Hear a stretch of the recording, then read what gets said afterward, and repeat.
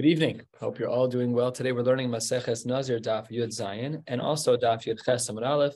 We'll be wrapping up about a third of the way down on Yud Ches Amud Beis. Actually, we're going to push a little bit because the sugya has no really clean ending spots until we get to the two dots. Yesterday, we began a discussion, a machlokes between Rav Yochanan and Reish Lakish. And if you look, just glance back on Zayin Amud Beis at the middle of the page of the Gemara, the case that we were dealing with was a person who accepted Nazirus upon themselves in a Beis HaKvaros. Rav Yochanan says that the Nazirus was Chal, and Reish Lakish says that the Nazirus was not Chal. Now, the context in which we are discussing is a man who is standing in a Beis HaKvaros. So obviously, it would be like kind of having a wine infusion, like working in a wine cellar and saying, Hareini Nazir. You're constantly tasting wine. You're in the wrong place. You're in the wrong place. So if this guy is a custodian at a cemetery, it's the wrong place. How wrong is it? Reish Lakish says that it's very wrong. It's a zero, non-starter. And Rav Yochanan was a little bit more, strict, lenient, depending on how you look at it, to say that there really is some chalos of the Nazirus. And we asked a few questions yesterday on Reish Lakish, and it made his shita very difficult to stand. So now the Gemara is going to give a new version of what this machlokes is, and we're starting on Yud Zayin Amud Aleph, 8 lines down. Amar Mar Baravashi. Mar Baravashi says no. Mechal, in regards to whether or not there was chalos of the Nazirus, kule amalo pligi dechayla. Everyone agrees that there is a chalos, that the Nazirus, was that me? Everyone agrees that there is a chalos, that the Nazirus actually did start. What is it that we're talking about? Elaki pligi lemalki. We're talking about malkos. So if in fact there is a chalos of the Nazirus and he's standing on top of a kever when he does it, does he get malkos for that or not? There was no like time for there to elapse between the time he said Hareini Nazir and he's standing on a kever right now. So do you get malkos in that case? Yes or no? So is there a nice is he getting malchus for doing this? No, but he's already. If you're a Nazir, you're not allowed to become tummy. So, but if you already are. So he's doing a maisa because he's accepting upon himself. Why are you talking about a maisa? So, he was warned to leave the cemetery. What?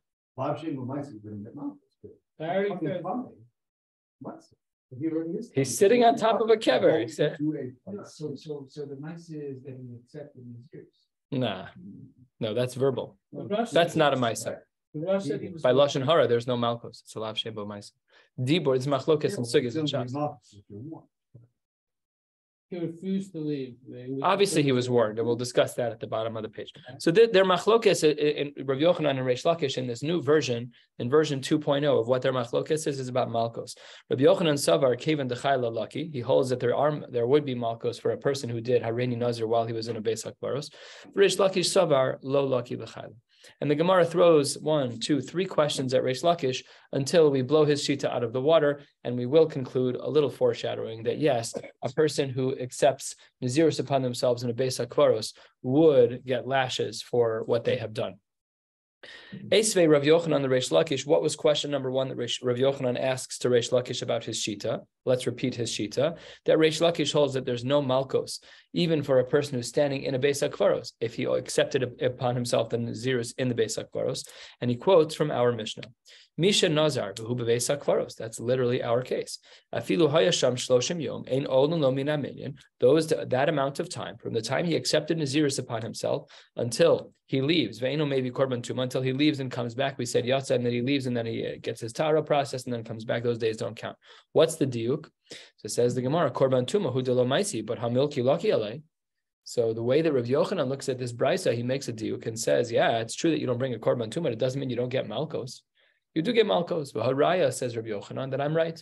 Reish Lakish responds, B'dinhu delisni enoloke. It really could have said enoloke in our Mishnah that there are no malkos, and really your diuk of korban tumahu de lo maisi hamilki laki ale is incorrect. El mishum de kabay lemisna sefer yatzav nechnas ololo min haminyan maybe korban tuma.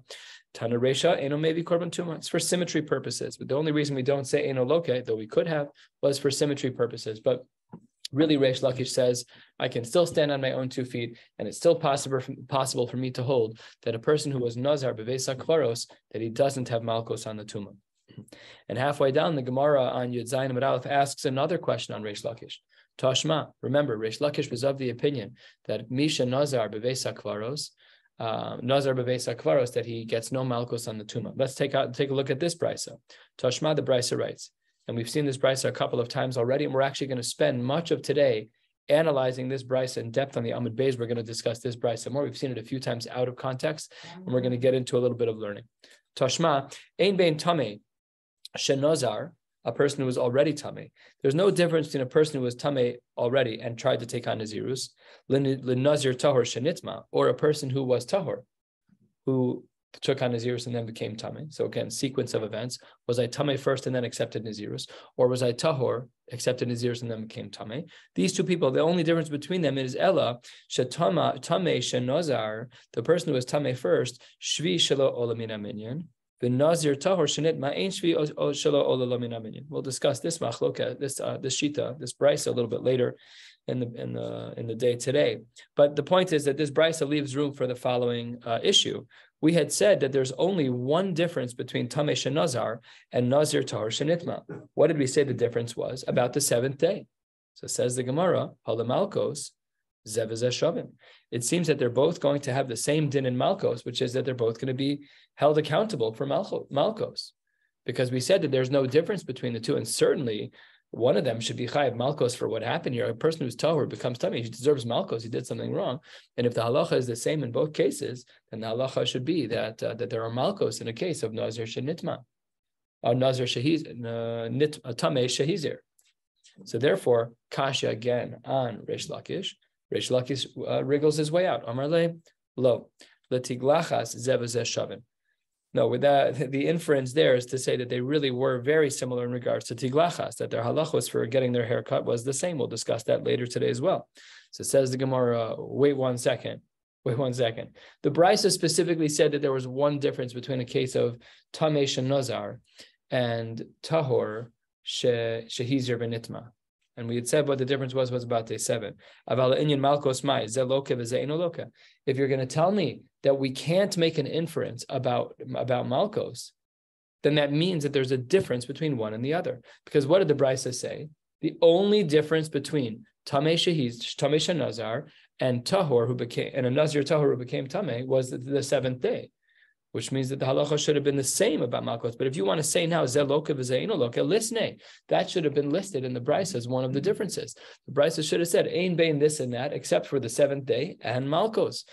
So says the Gemara, your question is a good question, but it's actually rejected. And Reish Lakish wriggles out of this one as well. He says this brisa was only written bitakante kamairi, about the front end of your Nazirus, only about getting out of Tuma.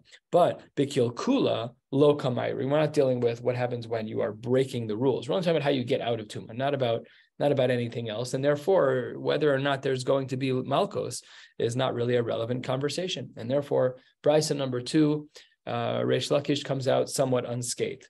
He won't exist past this one, though. His shita will be knocked down.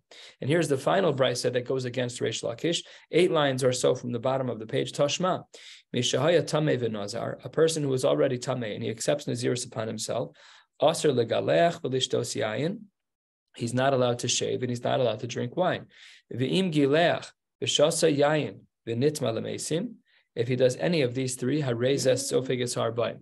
So then he ends up being sofeges harbaim. He gets malkos. That's a tiyufta. Why is that a tiyufta? Because what was the language over here? That he gets malkos. That's a very explicit brisa. And Reish Lakish throws his hands up, tiyufta. But it sounds like the way I'm reading it, he has to do all 3. It doesn't say or, it said and. No, that can't be. That can't be. It has to be that he's doing any one of them, because we know they're separate isurim. I know, but it's above. I mean, Correct. You're correct about that, but it's so clear from the Psukim and Chumash that they're separate isurim that it's just a shorthand. It's not. Your question is good on the text of the Gemara, but it's not correct halachically, because it's for sure true that if you violate any one of them, that you're going to be chayiv malkos. So this rejects the shita of Reish Lakish, and we therefore conclude as follows. We had said that there's a machlokas Reish Lakish and Rav Yochanan in regards to a tameh shenazar, and we conclude that if this guy is sitting in the Beis HaKvaros and he says Hareini Nazir, instantly gets malkos. Instantly. How instantly? That's the next question of the Gemara. And the Gemara says 5 lines from the bottom. Boy Rava. Rava asks Akasha. Nazir, v'hu beveis hakvaros. That should be it should be Nazir. No, Bach changed it to Nazir. Oh, I didn't see that. I have just a yud. Yeah, that's like a verb instead of Nazar. Yeah, that makes more. I actually was looking for the word tameh she nazar, but that's what I thought the Bach was going to do. But good. So boy Rava Nazar, if he takes a nazirus upon himself, mahu. Now we already learned the basic din about this, that he's chayav malkos. But what's the added layer that Rava's asking? And remember in history, the way things evolve is that Rav Yochanan and Reish Lakish were first, and Rava was later. Rava was a 4th century Amora. Rav Yochanan and Reish Lakish were in the 1st century, 2nd century Amoraim. So this sugya is what we call a sugya Amorais. This is a sugya that's been layered over time. We started with the early Amoraim, and we're moving on a little bit in time. So now Rava heard a shiur from his Rebbe, who heard a shiur from his Rebbe, and now he's saying, wait 1 second, I heard the shiur from Rav Yochanan and Reish Lakish, got it. But I have an added question.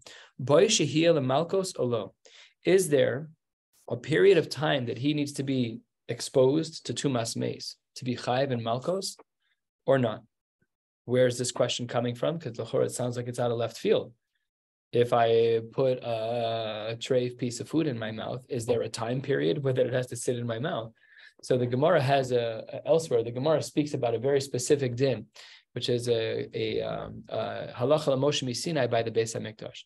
And the din by the Beis Hamikdash is that if a person becomes tamei in the Beis Hamikdash, he's only chayav malkos for being tamei meis in the Beis Hamikdash if he was there for a certain period of time.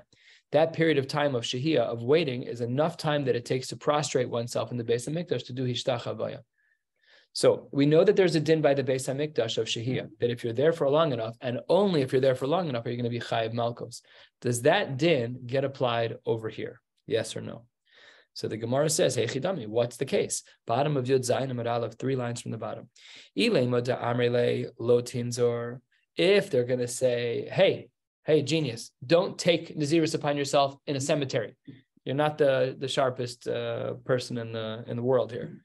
So then Lamalei Shehiyah, then he doesn't need the Shehiyah. The Shehiyah was only meant for those who inadvertently became Tameh.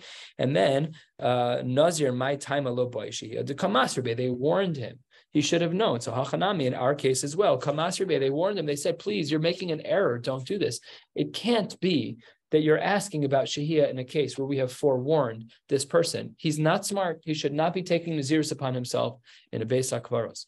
So on the top of Yud Zayin Amud Beis, the Gemara says, what is really going on? Ella, kigon, shenichnas b'sheda teva umigdal.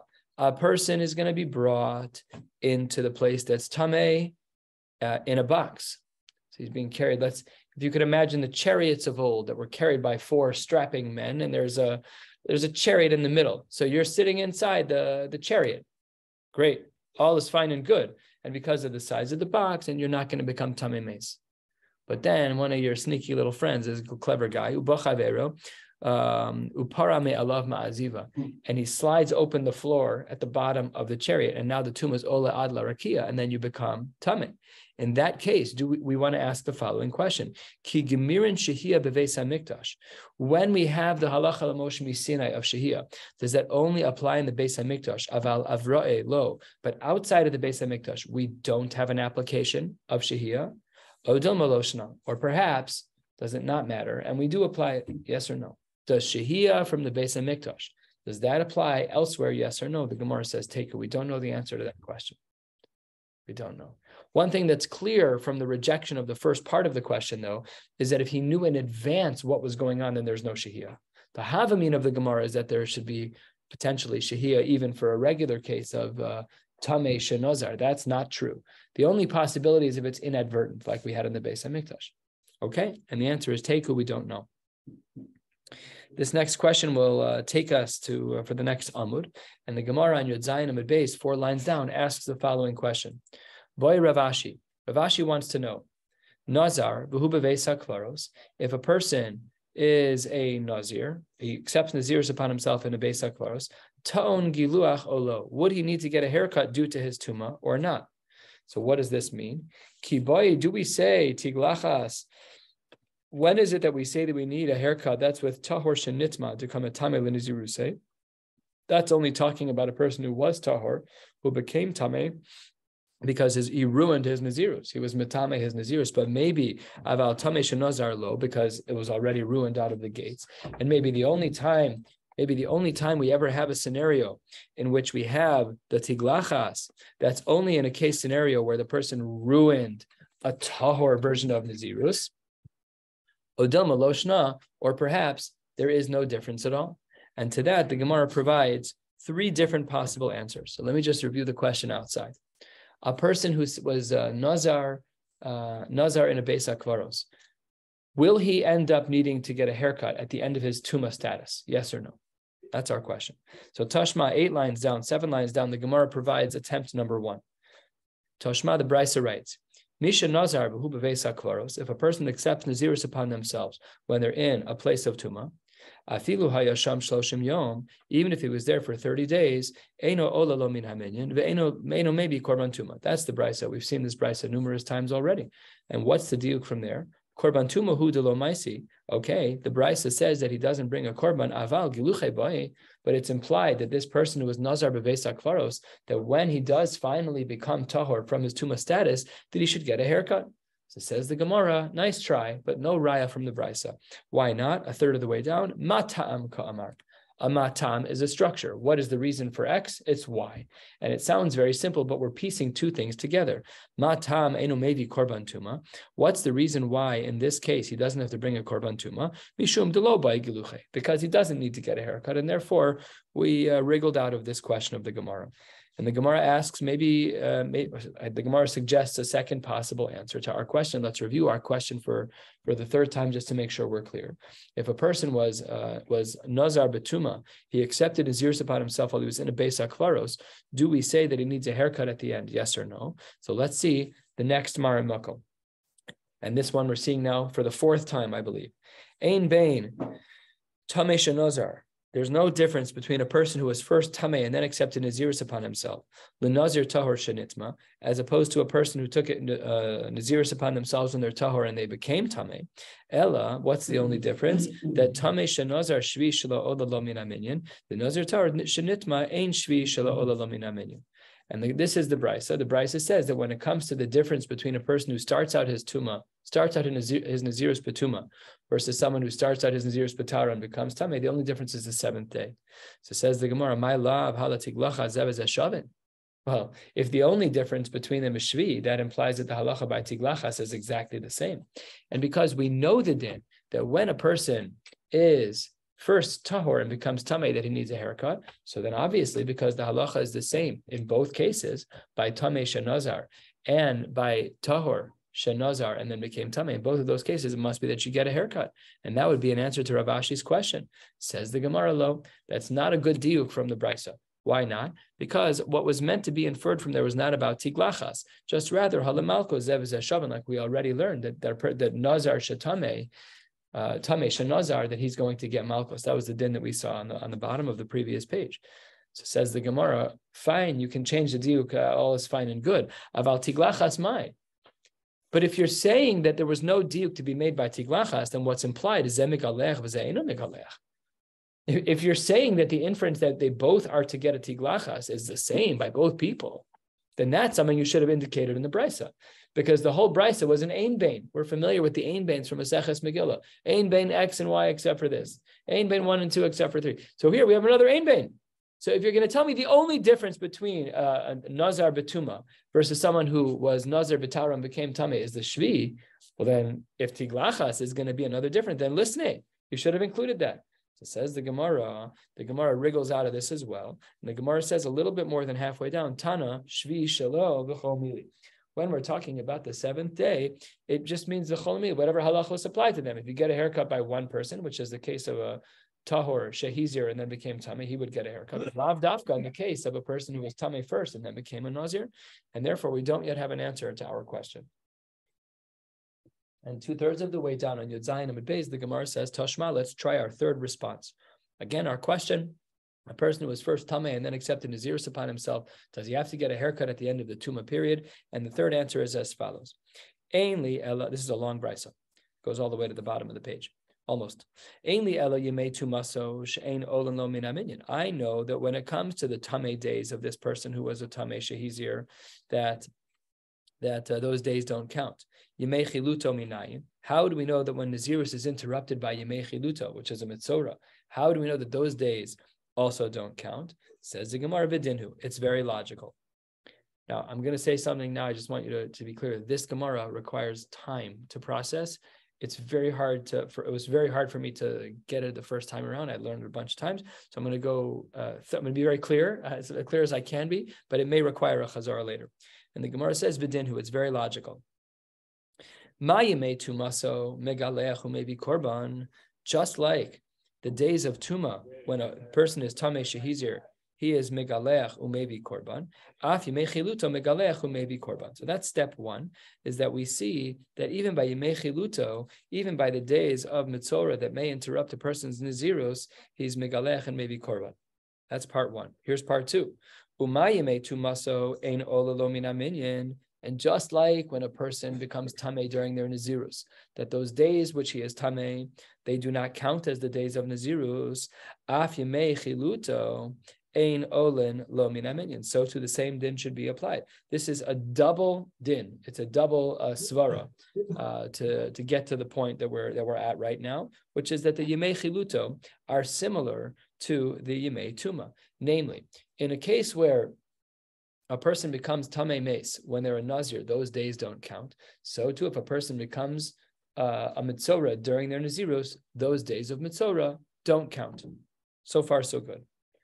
Says the Gemara, lo, that's not correct, because there's something that's unique about mitzora, something that's different about mitzora than there is about tuma during Nazirus. What's that? 10 lines from the bottom. Lo, imamris bimei tumaso. In regards to the Yemei Tuma, when a person becomes tamei during their Nazirus, shekain mevatel behenes hakodmin, there are times and scenarios we've learned over the past many blot, where when a person becomes tamei meis, it could actually ruin their entire Nazirus, and therefore lefichach ein olam lo min haminyan, and therefore the days of Tuma during Nazirus don't count. But Tomar b'mei chiluto, but when it comes to the days of chiluto, the days of Mitzorah, which interrupt a Nazirus, and there we don't lose the count of any days when there's Tuma by when there is Tuma by a Mitzorah. So you can't compare the two. The Mishnah started out, the Brisa started out by saying that maybe we could make an equation, a congruence between a person who becomes Tamei that interrupts his Nazirus and a person who becomes a Mitzorah during the Nazir. Says the Gemara in the Brisa, no, not that's not a good comparison, because those worlds are not the same. Tuma during Nazirus is not the same as Mitzorah during Nazirus. And therefore the Gemara, the Brisa, this is all still Brisa, 5 lines from the bottom, the Brisa concludes, Amris, rather what we should say is Uman Nazir bekever, when a person accepts Nazirus in a kever, in a Beis HaKvaros, Shesa'aro Rawi Lisgalachas, Ein Olin Lo Min Haminyan, where his hair is ra'ui to be cut. Those days of Tuma during Nazirus are not ola min haminyan, they don't count. Yemei chiluto she'ein ra'ui lisgalachas, then Yemei chiluto, the days of Mitzorah that interrupt Nazirus, which is not ra'ui for a haircut, lo kol shekein she'ein ola lo min haminyan, all the more so those days shouldn't count. And this the Gemara seems to accept. And therefore, my lav tiglachas Tuma, don't we see from this Brisa that in regards to Tuma, because that was the last line there. Umad Nazir bekever shesar, the 5th line from the bottom. Umad Nazir bekever shesar roilis galachas ein olam lo min haminyan. What does it say? That a person who's Nazir bekever, he needs to get a haircut. That was our whole question. That was the question of Rav Ashi at the top of the page. So the Gemara says, my love, isn't the end of this brisa speaking about a case of tiglachas tuma, where a person becomes a Nazir once they're already tamei, and we see v'haraya that he needs a haircut, and the answer Rav Ashi is kafir v'ferach. We have our answer, everything is fine and good, and yes, you need a haircut. Says Gemara, lo. Absolutely not. Maybe this brisa was not talking about a case where you were first tamei and became a Nazir. Lo, it could be tiglachas tara. It could be talking about a case where we're just talking about the haircut at the end of Nazirus, at the end of the process of all of the Nazirus, but lav dafka, the one by Tuma. And hachinami mistaber, the Gemara says that this is actually logical to assume that this brisa is talking about the tiglachas tara, the haircut at the end of Nazirus, and not the haircut after Tuma, top of Yud Ches Amud Beis. If you want to say that the Brisa is talking about a case of a haircut after the tuma status, then Yemei Chiluto Milo Bai Tiglachas, then it should then be the case that the Yemei Chiluto, that the Metzora would also need to get a haircut under those circumstances. And says the Gemara, lo, that's not true. Tiglachas the Nazirus Katani. We're not talking about that case. We're not talking about a case of we're mentioning it. We're talking about Metzora, but that's not the Iker Sugya. The Iker Sugya of Tiglachas is only talking about Nazirus. So still, we don't have an answer. Let's try one more time. Remember our question, Rav Ashi wants to know, Tamei Shehizir, does he get a haircut after the 7 days of Tuma? And the Gemara on the top of Yechesem Beis on the second line says, Tashma. The pasuk reads, V'timei Rosh HaNazir, that the head of the Nazir becomes Tamei. What's the drasha? Be'tahor shenitma ha'kasuv medaber. This pasuk is talking about a person who was tahor, who became Tamei. Shehu ta'un ha'avara seyar. He requires his hair to be removed, v'havas tziparan, and to bring birds. The leaf tores hanazir bekever she'ein ta'un ha'avaras seyar v'havas tziparan. And here we have a direct inference from a brisa that a person who was nazir bekever, a person who became a nazir while he was in a cemetery, that person does not get his haircut. So again, to Rav Ashi's question, does he get his haircut? The answer should be no. And says the Gemara, wait, how do we know this? So here we have to be careful with how we learn. V'halo dvarim kal v'chomer is actually, wait, I could have learned a little bit differently, and then we'll reject it with the pasuk we learned. Wait 1 second, says the Gemara. V'halo dvarim kal v'chomer, not that way. I could have argued 7-8 lines down on Yud Chesem and Aleph. Uma tahor shenitma ta'un ha'avaras seyar v'havas tziporen. Just like if a person who was tahor and became tameh, he needs a haircut. Mishahaya tameh mitchila. Beautiful svara. Beautiful svara. If you're saying that someone who was tahor and became tameh, that person requires a haircut, then if you start out tameh, all the more so. So to that, the Gemara says, Talmud Lomar, B'timei rosh nizro, b'mi shahaya tahor v'nitma kasum medaber, she'eton havara seyar v'avas tzipor, and v'lifter as hanazir b'keber, shmamina. End of the sugya. What is the end of the sugya? Rav Ashi wanted to know, Tamei Shehizir, does he require a tiglachas? Does he require a haircut at the end of 7 days for the tuma? And after our fourth Mari Makom, on the top of Yud Chesem and Aleph, 10 lines down, 12 lines down, the Gemara says, Shema Mina, that there is no haircut for such person. So the 40 whips he's going to get anyway, right? Unrelated sugya. Unrelated? Unrelated. That was the previous sugya that we learned, and we paskin like Rav Yochanan that he gets malchus for the tuma also. The question is, we're learning multiple dinim. So number 1 was that. Number 2, we saw that there's no shehiyah, there's no waiting, or actually teku, we're not really sure. And here the sugya that we learned is whether or not there is a requirement for a separate haircut after the 7 days of tuma for a person who's tameh. We know that if a person's tahor and becomes tameh, he needs a specific haircut at the end of the 7 days, but not if you start out the tuma and become a nazir. Under those circumstances, there's no haircut. Is there a separate malchus for each one? Separate isurim. But they can't all be done on the same day, right? It's a technicality. I mean, whatever. It's whatever your body can handle. So it's not like, you broke one, so the whole thing is out the window. The other 2 are still foul. Let's say you're still a nazir. Right. You just did an isser. Right. You're still a nazir. We just said if you become tameh, you have to complete your nazirus afterwards. Those days don't count as nazir days, but you still have a neder that you have to fulfill. You're still a nazir. So if you drink a cup of wine, that doesn't stop your nazirus. You just did an isser d'oraisa. That's just another malchus. Yeah, it's another malchus. Yeah. So basically, you're getting 120 whips. If you do all 3 of them. Yeah, I mean, we've seen sugyas in Shas, like if it's Behel Machas, if you forgot today, you woke up, you completely forgot you were a Nazir, and you started your morning with a cup of Merlot.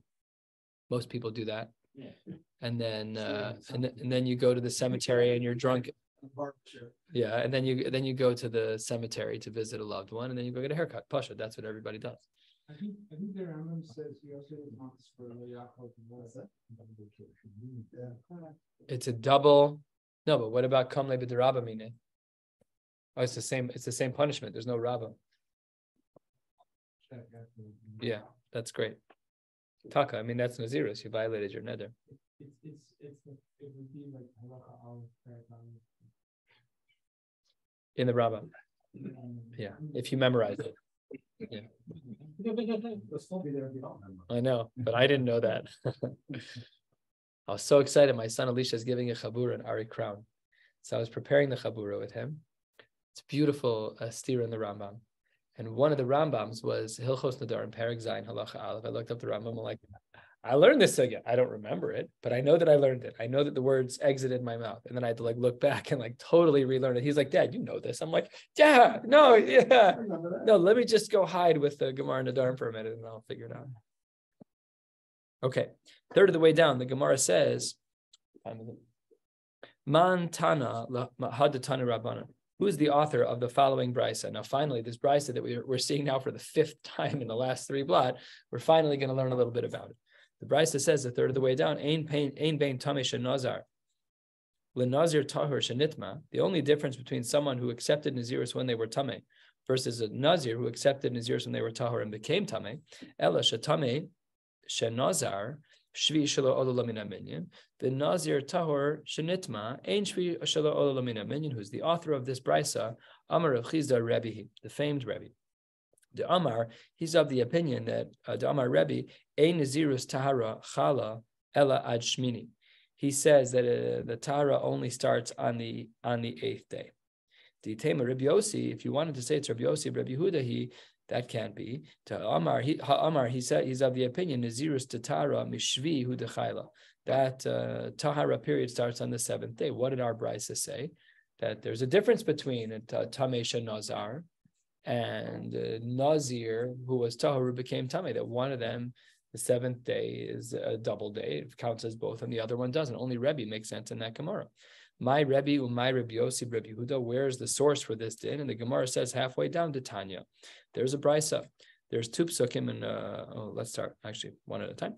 The pasuk says, "V'kidesh esrosho bayom hahu, b'yom havas korbanosav divrei Rebbe." When do we say that he should become kodesh again? He should become tahor. So that's going to be the day of the korbanos. That's the day that's on day 8, which is reflective of Rav Chizda's understanding of the brisa, that the brisa has to be Rebbe, because according to Rebbe, one of the two people, either the tamei shehizir, it's not the tamei shehizir, it's the other one, is the nazir tahor shenitma, who doesn't become tahor until day 8. That matches with Rebbe. Rabbi Yossi, Rabbi Yehuda, Amar no b'yom tiglachto. It's going to be the day earlier. It's going to be on day 7.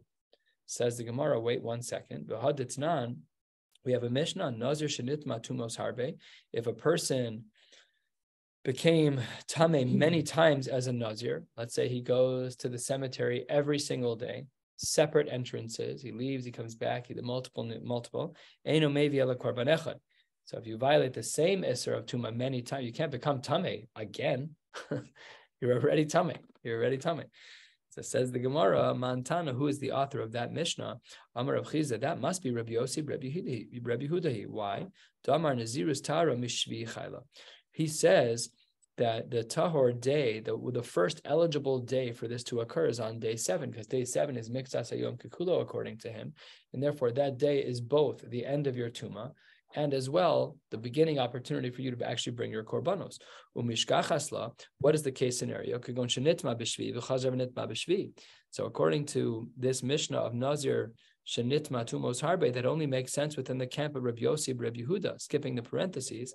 And kevan delo yotza shah reuya lahavi korban eino chayav ela korban echad. And even though it's true that he finished the time of Tuma, even though that's true, but there was no opportunity for him to bring the korban. And because there was no opportunity to bring the korban, we're not mechayev him to bring multiple korbanos. All he can do is bring one korban for the many infractions that he did of entering the cemetery multiple times. The itema Rebbe, if you want to say that Mishnah was according to the opinion of Rebbe, according to Rebbe, that's not true. If you're nitba b'shvi, that case is not even a normal case. Kula tuma arichtahi. That's like becoming tamei on day 2 again. That, of course, extends it. There's no opportunity to bring a korban, and day 7 is a nothing. And that Mishnah would therefore not make sense according to Rebbe. And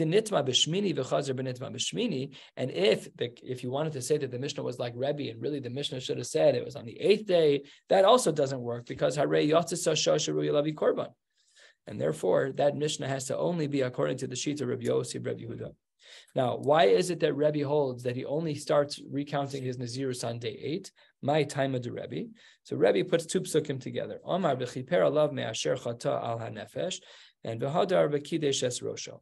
So the way that Rebbe learns these two psukim is that they happen in sequential days. On one day, he finishes his status of Tuma, and on the next day, he brings his korbanos. So says the Gemara of Rabbi Yossi Rabbi Yehuda, Im Kain, Rabbi Yossi Rabbi Yehuda responds, Im Kain, Lema Kra B'Kidesh Es Rosho. What's with the extra words of, as we turn to the top of the next page on Yud Ches Amud Beis, what are the words Bayomahu Lamali? Why do we have those extra words? And he says, Rabbi Yossi, Rabbi Yehuda, that those words are fully extra, and therefore he uses them to teach us something different. Imeno inyan l'shmini. If those words by Yomahu are not speaking about the 8th day, because they're totally extra words, according to Rabbi Yossi, Rabbi Yehuda, Tenehu inyan l'shvi. We should learn it for the inyan of shvi, and therefore, like the brisa that we were trying to answer at the beginning of this sugya, therefore the brisa is like Rabbi Yossi, Rabbi Yehuda, that a person can bring their korbanos on day 7, and they start their count again on day 7, right after they get up from Tuma. Says the Gemara, that's a fine answer for Rabbi Yossi, Rabbi Yehuda, but it's not what Rebbe said. But Rebbe, nami haksi bayom hahu, what do you use those psukim for? So says the Gemara, Amar lach Rebbe hahu lahachi asa. He uses the words bayom hahu to teach us, Lomar lach afal bish lo hevi korbaноsav. Even if you don't bring your korbanos yet, we still do count day 8 as the beginning of your new count of Nazirus. The Rav Chizda says the Gemara, you know what? You looked at this sugya and you said that it had to be Rebbe. Rabbi Yossi, Rabbi Yehuda. You said the Mishnah had to be Rabbi Yossi, Rabbi Yehuda. Why did you do that? My dochke leukmek Rabbi Yossi, Rabbi Yehuda. And the Gemara says, I could come up with a way to learn that Mishnah on the bottom of Yud Ches Amud Aleph. I could learn that Mishnah like the Shita of Rebbe. And says the Gemara, Lukma Kegon, we can establish that Mishnah like a case of the Nitma, where he became Tameh, Dechazya Beleil Shmini, V'Rebbehi. Maybe he became Tameh after Shkia, after the 7th day at night. And under those circumstances, well, it's a new day now, your new count should start, but you can't bring korbanos yet. Maybe that could be the case that's reflected in the Mishnah, where it says that if you violate the Isser of Tumah many times, you only bring one korban. So it says the Gemara, by virtue of the fact that Rav Chizda didn't establish that Mishnah like the Shita of Rebbe, it must be Lema. Perhaps Rav Chizda is of the opinion Kasavar Lelia Lab Mechusar Zmanhu Lelia, that Laila is not a time when korbanos can't be brought. In other words, korbanos can be brought at night. This is a discussion throughout Shas, as you can see on the side here. It's quoted in Chagiga and in a couple of other places. So says the Gemara, no way. Amar Rav Ada Bar Ava Habehatalia. There's no way that Rav Chizda holds that. He holds that the timing of Nazirus and the capacity to bring a korban at night are habehatalia. And here's how it would work out. If you say that Laila is not a time for if it's not a time for korbanos, then emasai mechse lekorban. When is a fitting time for korbanos? Only letzafra, only in the morning. Then nazirus nami lo chayla ad safra. Whenever the nazirus will start recounting again, will align with the new korbanos. And the amris lelia eno mechusar zman. If you say that night is not a time where korbanos are limited, that you're allowed to bring korbanos again, then nazirus tara chayla meurta. Then the night can count at that point. But there is no scenario, according to Rebbe, according to Rav Chizda's understanding of Rebbe, where the Nazirus would start at night, but the Korbanos would only be allowed in the morning. We'll stop right here, and on Shabbos we'll pick up from the word Gufa, a third of the way down. We'll learn the rest of this Amud. We'll learn Daf Yotes. Wishing you all a beautiful night. It's at 4:03 this week.